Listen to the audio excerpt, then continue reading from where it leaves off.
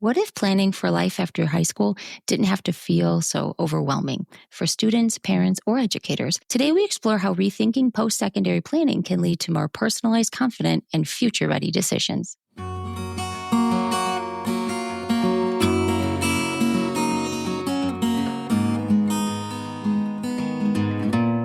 Welcome to the brighter side of education, research, innovation, and resources. I'm your host, Dr. Lisa Hassler, here to enlighten and brighten the classrooms in America through focused conversation on important topics in education.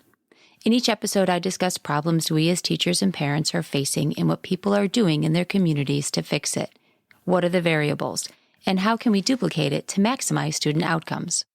Helping students plan for life after high school is one of the most important and increasingly complex tasks we face as educators and parents. While college has traditionally been seen as the next step, that's changing. A 2023 Gallup and Walton Family Foundation survey found that just 74% of Gen Z teens plan to attend college, a noticeable drop from prior generations. Many are asking deeper questions. What's the right path for me? What does success look like? And at the same time, the process itself is deeply stressful. According to the Princeton Review, over 70% of students experience high stress during college planning. For many, it feels like a checklist with no clear direction, especially when resources are stretched thin. The average school counselor supports nearly 400 students, making individualized guidance a challenge. And there's a disconnect in how we communicate these options. Gen Z interacts with the world through mobile-first, fast-paced, highly visual platforms. Yet most planning tools are still static and outdated, leaving students disengaged from the process entirely. What emerges is a clear need, a more personalized, relevant approach to helping students explore their futures, one that reflects who they are, how they learn, and where they want to go. Today's guest, Sam Bernstein, offers just that, an innovative solution designed to meet students where they are and guide them towards what's next with clarity and confidence. Sam co-founded Loper, a free app that helps students explore their best fit options after high school. Loper is designed to feel more like TikTok than a college brochure, engaging, personalized, and built around how Gen Z discovers information. Sam's work has already guided nearly 200,000 students towards educational and career paths that align with both their interests and goals. His mission is simple but powerful: to give students the tools and confidence to make informed decisions about their futures without the pressure of prestige or outdated planning methods. Today, we'll hear how Loper is transforming post-secondary planning and what educators and parents can do to better support students in this journey. Sam, welcome to the brighter side of education. I'm really excited to talk to you about Loper and all the great things that it is doing for students looking ahead at their futures after high school. Absolutely. Thanks so much for having me. Really excited for the conversation. So what kind of trends are you noticing that are emerging in how students today are thinking about life after high school? Yeah, I think there's a few really interesting ones on our side that we're seeing. And one, I think comes in some ways directly out of the pandemic and then maybe some lingering effects. But I think also just a response to some of the realities of higher education in that increasing number of students interested in staying at home. And when I say staying at home, not just looking at options locally, but actually saying, no, I'm not as interested in going on campus living in the dorms. I'd rather either save money or, be around my parents, be around my family, and actually looking to live at home, as well as explore options outside of four-year college, which I think there's a lot of different angles on that, cost being one of them. And it ties into the second point that I have around the trends that we're seeing, but so interesting in speaking with high school students and seeing their interests that they express on Loper's mobile app. We have students who are saying, I do want to look at the trades. I do want to look at apprenticeship options and looking to earn money, save money, either side of the equation. So one interesting trend that we're seeing, and I think, some of that comes from a shift to online learning and maybe a little bit of a greater skepticism for the traditional higher ed experience. But the other piece I think that ties in is such a future-driven generation. And I think you really have an audience thinking about life after high school who aren't just thinking, hey, what am I going to do for the next year when I enroll in college? They're really trying to map back from where am I going to be in 4 years or 5 years? And in many ways, far, far more thoughtful than I was going through the college process, post-high school process, far more thoughtful than my friends were going through it as well. Yeah, I have noticed also that a lot of them are looking at, when you were talking about the trades, and I think that's that's nice to see that people are looking at what their interest is. And then, how do I get what I want? And is college always the path for that? And sometimes it's not. Sometimes it is a different route. And also we need these trades. So, I mean, We do. there is definitely a lack of skilled workers in the trades. And so I think that that's hopeful. No, I think it is. And, I think the more that we can, and this is true for college as well as non-college options, but the more that we can remove the stigma of paths where it feels, oh, you're not going to a 4-year college or you're not going to this 4-year college, the more that we can shift away from that, the more that we can focus on how are we putting students on paths that make themselves happy, that offer them high paying, viable careers. And that's really keeping the student at the center, and rather than everyone else's opinion around them. And there are a lot of those. That's something that we're excited to be a part of, but I'd say it is encouraging to see students taking that approach as a whole. Yeah, you talked about the shift of mindset. And I think that there is a lot of mindset about the prestige. You want to go to this college with this name. That's how you're going to get ahead. So what kinds of things do you think that we need to be doing to shift that mindset around college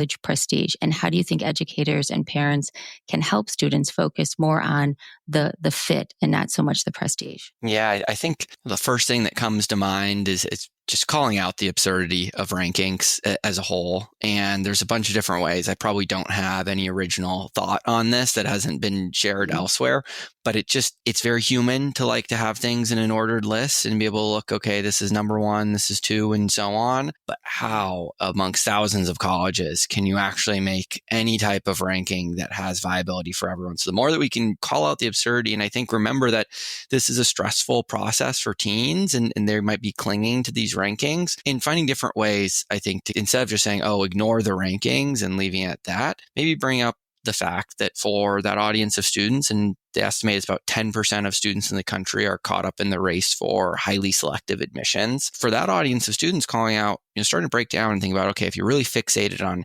attending an Ivy League school, probably for the sake of it being an Ivy League institution, that gentle nudge of, hey, only 10,000 students in a given year are actually going to these. Do you really think it's only those 10,000 students who have successful outcomes and so on? And where I would go off from that is trying to get tangible with storytelling here. But I will often hear parents say, I could never get into blank college today that I went to. And that, while I think it expresses the meaning and intent as empathy, I think a student just hears that and it's like, you don't get it. You don't get the process today. And it's written off. And I think looking for more tangible examples of, hey, this person, family friend, someone who lives down the block, cousin, whoever it is, went to blank school. Look at what they're doing now. There is not a one size fits all path. And that's where I always turn to my older brother. Here's a great example. Went to Marquette University, good school, not going to be one that necessarily is number 8 on the US News and World Report rankings list, but man, he's doing really, really well. Great career in enterprise sales, and I met some lifelong friends there. And I know a lot of his friends, I could point to a dozen more of them who have great past, great careers, met some of their best friends. And those examples, I think, can illuminate for a student. There is this something that I can hold on to that isn't a Harvard grad who went on to do these different things with their life. The value of the education also comes with how much they're putting into it. I went to Moraine Valley Community College back in the day. I don't think it's called it anymore. Some of my most amazing stories come from the environmental teacher that was there, extremely passionate. And I went to University of St. Francis out there in Joliet for my my undergrad for my teaching certificate. And I will swear it is one of the best teaching colleges. The preparation is very rigorous. And they're not ranked as any like top 10 or anything, but very, very good education. So I always stand by, the professors put their heart into it, and you're going to find good education all over. Absolutely. No, and it's a great college. They're definitely a hidden gem and one of those. Yeah. And I think what we try and do on Loper is help to expose those of, hey, you've got a student who's interested in education, maybe wants to be near a city. What a great fit for University of St. Francis and having access to Chicago, both as an undergrad and afterwards. And there are examples of those types of institutions for different types of students all across the country. Unfortunately, it's really hard for an individual to go expose that to a high school student. you shouldn't all be an expert on these colleges. And it's where we hope technology can help, but really just a different paradigm and approach to the process can help students. I liked how you talked about being an expert in all of these colleges. There's a lot out there that you just don't know until people go for college visits, college tours, that can not only be very time consuming, but then limited because you only have so much time to take off of school, plus the amount of money that it takes to go and fly and stay in hotels and to see these, out of state campuses. So not everybody has that opportunity. And so when you talk about fit, what do you mean by that? It's about the student first and foremost. And we have to start with the student and not the institution. And we can define fit in terms of your higher level preferences. And I think there are some things that I almost view them as must-haves or check boxes where, right, I really want to be in a certain part of the country, or it really has to have this one specific major or program or else it's not going to work. And those are almost filters. But I think and this is truly what's happening on Loper, and I think where other actual college search tools will stop is, great, filters down, and then there's 75 schools that could be shown to a student and could be shown, and it's, well, how do I comb through those? And it's starting to think about what can feel in some cases like silly questions of, hey, what do you like to do for fun on the weekends? What are your favorite activities? It can be questions around, what do you want for your campus experience? What type of clubs do you want to join? And do you imagine you're living in the dorm for 3 or 4 years? Do you want to live in an off-campus apartment? And continuing to go down that line, and we ask close to 1,000 different, what we call prompts on Loper, which is how I like to think about this fit process. And as students are reacting to what they are and aren't interested in, it's really going for that holistic definition of a student's interests. And what I love to hear from students is something along the lines of, I didn't even know I could ask about blank and tie it into college, but just being presented with it can force the question. And sometimes in those follow-on questions for fit, where you start to dive a little bit deeper and you just realize, wow, what's really going to make me happy and stand out is something that no one else might care. It might be really small. That matters. Those are those elements of fit for me. We see such a high rate of freshmen dropping out. And part of that is, how do they feel in that environment?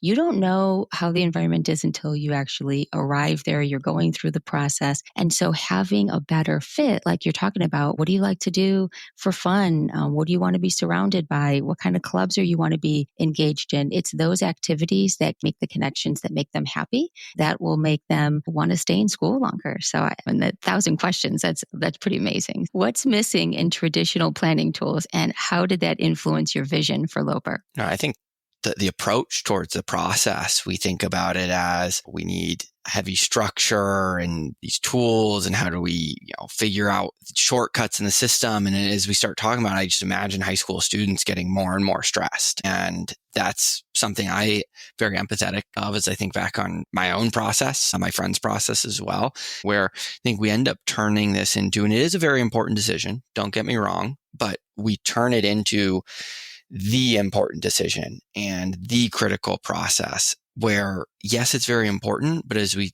talked about a little bit earlier, there are so many great options out there. There is not a one perfect option. We aren't trying to get down to one of one. We're trying to end up finding what these different viable and exciting paths are. And it's this really exciting transition point, at least here in the US, is in some ways kind of the transition to adulthood, or at least frame that way. And that should be fun. That should be exciting. And that's what we wanted to introduce with Loper, is just being a little more stress-free and more about what's next. How can I be excited for whatever that path is? And it's not about what my friends are doing or what someone tells me I should be doing, but what I'm interested in doing. And it's part of why we really wanted to build on mobile. We wanted to make this more carefree, more about how students are consuming content naturally today, and try and facilitate more of that like light bulb moment that has, instead of a parent or an educator turn to a student and saying, well, Lisa, what are you interested in? Have you thought about this? Where it's actually the student going forward and saying, I just learned about this. And you get that kind of moment of joy and discovery. That's what we're hoping to see more of. How does Loper turn that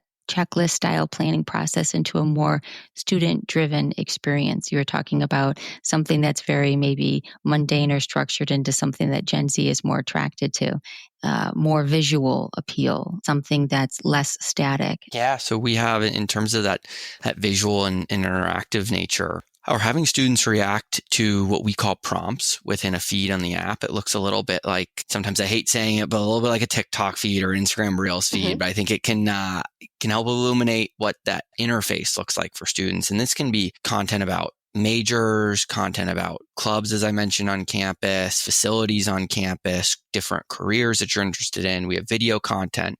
Some of this content comes from colleges themselves that we'll incorporate in the app. And then a lot of just general introspection questions. And as students are reacting, that's what is powering our personalized matches. And we want to, again, turn this into something that's proactive and coming from students there, where it's not, here's your 2-page PDF of things you need to check off and do over the next 3 to 6 months. Focus more on building that excitement. And it turns into, okay, I'm interested in these pieces and I'm starting to learn about these schools and I can see personalized detail and why it's a good fit for me. And then having that checklist almost flow from that. And yes, there's absolutely things kind of each grade within high school that you need to be doing. And really for freshmen and sophomores, it's have fun, focus on your grades, figure out what you're interested in. But you check those boxes, and then having the checklist and the process flow from the interests and discovery and the excitement there. And as a product, we launched an application center on the app last year. And this year, we're going to be expanding that into a web interface as well, where we can actually help students give their parents and other advisors in their life visibility into not just this list of schools and their interests, but then some of those dates and deadlines and more checklist focused options. It's you've got visibility there as well. It's not all about the checklist, but then you have the student excited and starting to go through it. And then, for I think parents, and every single parent I talk to, it's a 2 out of 10, 3 out of 10 in confidence level for the process in ways that we can help get that. Not going to pretend we'll get it to a 10. If we can get that to a 6 or a 7 out of 10, and there's just a little bit more comfort that your child, your student's going through this the right way, and that they aren't going to miss something that should be on a checklist, but that the entire thing isn't just a checklist that is pulling teeth to get them to do. We're trying to walk, I don't know if it's a tightrope, but definitely find that right balance as students go through the process. That's helpful because there's a lot of steps within this process, and there's only usually one guidance counselor at a school. A lot of students having to depend on them. So anything that is out there that will help excite the kids to be more engaged in this process and to be more independent and student driven really is a positive in this area. It was big motivation for us in wanting to start the product, but you have 425 to 1 national student to counselor ratio, something in that ballpark. There's not enough counselors. You're stretched so thin. If you're lucky, you might get 15 minutes with a student. And we want to help make that 15 minutes count, but also recognize there's a whole lot that you need to get done when talking to a student. And sometimes pieces that are really important or designed to, get students excited in the process, it just doesn't fit for that school day or that meeting. So if we can support counselors in any way or just be, a resource in their toolkit to share with students, that's an amazing outcome for us and definitely one of the reasons we wanted to start Loper in the first place. You talked a little bit about vocation schools. So this is not just universities for career paths. What kind of options are you giving kids? We're looking at different buckets ranging from gap year programs and even bringing some summer programs onto Loper as well for that transition period. But then thinking about, you have community colleges, trade schools, vocational schools, apprenticeships, direct to workforce pathways, and a couple that come to mind here. Lead for America. It's a civic service-based career pathway. You have maybe 20 different local sites where they're helping match students. They're working within local government. And then for those students, many of them are going to college afterwards. This amazing work experience where you're working full-time, you're earning a salary, you're getting real hands-on experience. Amazing to have that perspective going into college. But then for a subset of those students as well, they either find something they're really passionate about, decide college isn't the right time for them, isn't right for them, and they continue working towards that. There are some amazing programs, and what we want to think about doing for students who are looking outside of the college space is be a platform of trust where if you learn about an opportunity on Loper, you have some degree of trust that this is a viable pathway, that you're going to get some type of training, upskilling, experience, life experience that has value. And that is something that I think is so hard for anyone. It's hard enough when you're looking within four-year colleges to find that good fit and that viability, but it's almost like the Wild West when you start to look outside of it. And it just feels like students and families as a whole are yearning for that degree of extra thumbs up of just like, okay, this does make sense for me and is good to pursue. So that's what we're hoping to bring to the platform. And as we grow and we expand those options on Loper, the ability to compare a 4-year college from a 2-year college, from a trade school, from a direct workforce option, all side by side, and have that personalization to it. I think we're still building towards that. But that's what excites me the most, because I really don't see a single way out there for someone to actually make that comparison, because they aren't apples to apples. They are very different, and it's going to be different for every single person, and evaluating which of those options as a whole is right for them, let alone the individual pathways within those kind of higher level options. You've been doing this for 3 years. Have you had feedback from anyone who has gone through the process, and what have they been saying about it? We're really proud of a 4.8 star rating on the App Store with, I think, coming past 1,200 reviews now. And then when we survey our users, 90% are replying to a match that they have on Loper. And I think 2/3 of them actually first discovered that on Loper as well. So that's kind of the closing feedback loops on the overall process that we really like to turn to from that objective data. But I think the subjective side is what we hear from students when we talk to them is they've never had this type of personalized experience where it's, hey, this actually took the time to get to know me, and this being Loper. What has surprised or encouraged you about how the students are using the app? Yeah, I think, the encouraging piece for me has been that you do have students who are showing a willingness to explore options they hadn't heard of, to come back to that prestige piece from earlier in the conversation, and that 2/3 applying to a school that they discovered on Loper. Really exciting to me. I think it speaks some to our audience and our user base skewing a little bit younger, a little bit more first gen than the country as a whole, and exciting for us from the accessibility piece as well. So also encouraging on both of those. We're seeing students come onto the app who may not have within their families the context of a college going culture. There's this really special trust that comes from, whether it's a human being or a product, giving you almost that second thumbs up there for the option. Yeah. And so that's been encouraging, the belief in students that they're, at least willing to consider something new. Then, I think there's quite a few surprising pieces that I've seen, but one is that actually we have students who will come on, a year later. And that's come from the two we're having the product live for almost 3 years now, where you have your unique IDs and you can kind of see, okay, when did someone first create an account? If we're looking at data on our side, and it's like, oh, wow, we had usage from X number of people who first or last logged on 6+ months ago or 12 months ago. And we want to have a more unified experience for them in those gaps. But to have someone who says, as a sophomore, I use this product and I learned about some schools, and then, my opinions have changed, my interests have changed. Maybe I just want to start all over again to come back. That's, both encouraging and surprising. You talked about first generation students that are using the app. How does Loper help close those access gaps or support equity in future planning? Yeah, the first is it's a free mobile app, and I probably should have said that and shouted it from the rooftops earlier on this podcast. But we're free for students, free for counselors who want to use the product with students, free for parents using it with students. But that's just kind of the baseline. We want to up the level of free resources for students that are out there. And then the next piece is that we try and really assume no knowledge in going through the process. And if we explain a term like living learning community or themed housing, and we show that as a prompt for a student to react to, you probably have no idea. Heck, I would have had no idea what that is. And my older brother had gone to college 2 or 3 years before me. And we want to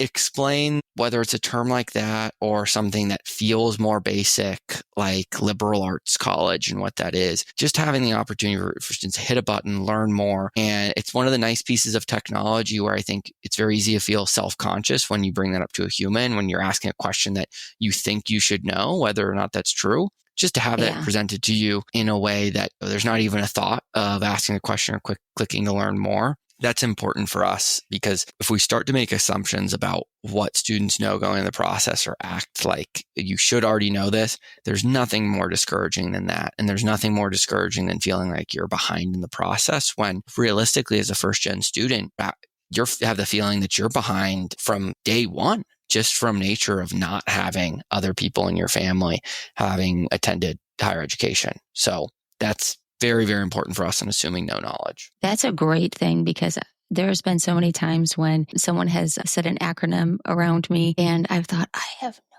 idea what that means. These acronyms get very casually thrown around, and it's assumed that everybody knows what they are, and they don't. And so you do leave people out when you start assuming. And so I'm glad that you addressed that, because it feels inclusive versus exclusive when you do that. That's our goal. And I think for any parents, counselors, educators listening, think about that feeling you have when your students are using acronyms or slang and you don't know what it is and you're feeling old and left out. Just think about that feeling on the inverse when you start using these terms or acronyms for your students. So that little bit of empathy is very helpful. Definitely. Yeah. Well, what kind of advice would you give to educators or parents who want to support students without creating that additional pressure when it comes to applying for colleges or life after high school planning? Yeah, I think at risk of stating the obvious, I would certainly say download Loper, check it out for yourself, show it to students. We do want to be a tool in that process. But one of the general pieces that I think about is remembering that your words really have power here in this process. And this is already something that students are turning into being more stressful, bigger, more personal in many ways than it really is. And a comment that sounds nice in your head may be taken in a much different way than you intend it, just because they've wrapped up so much in that process. And coming off of that, I think that sometimes those comments of how's it going and the really general comments are the worst, but being able to be a little bit more specific in questions, about a specific interest or a specific school or a specific part of the process, that can sometimes facilitate more general conversations where it feels easier to respond to that than that question of how's it going can sometimes just be like frozen, deer in headlights. What do I do? What do I say? And just remember that students have baked so much into that process, which leads to the final point I'd make, which is just to celebrate the inputs and not just the outputs here. Sometimes we're waiting until acceptances are coming out to say congratulations or good job, especially if you have students who are applying to those highly selective schools where realistically it's a numbers game in many ways. And just the fact that you're in that position to have a chance to attend one of those schools is something worth celebrating. And I think it means a lot for students when they're hearing that in September, October, and November, and not just sitting there hoping that they might hear that from someone in March or April. It's like let's celebrate. You turned in some applications. That's a big thing. Let's go, have a pizza. I don't know. Yeah. So enjoy the process. Yeah. And enjoy the process. And heck, your senior year of high school for you. And, I think it's sometimes you get the healthy cynic as the adult where it's, you kind of forget of like, oh, well, it's just one building block on, this greater life path and career path. Man, if you're 17, 18 years old, that's all you know. 17, 18 years, and it's nothing insignificant to be in that position and to be going through this process in the first place. Yeah. Well, great advice. And thank you so much, Sam, for coming on the show and for sharing all of your insights and for creating Loper to help fill the gap, support our guidance counselors, support our parents, our students, most of all. Thank you so much for having me, and really excited to see where the product goes in the next year. If today's conversation sparked new ideas or shifted how you view post-secondary planning, I encourage you to explore tools and conversations that center student voice and values. When we meet students where they are, we open the door to futures that truly are their own. If you have a story about what's working in your schools that you'd like to share, you can email me at lisa@drlisarhassler.com or visit my website at www.drlisarhassler.com and send me a message. If you like this podcast, subscribe and tell a friend. The more people that know, the bigger impact it will have. And if you find value to the content in this podcast, consider becoming a supporter by clicking on the supporter link in the show notes. It is the mission of this podcast to shine light on the good in education so that it spreads, affecting positive change. So let's keep working together to find solutions that focus on our children's success.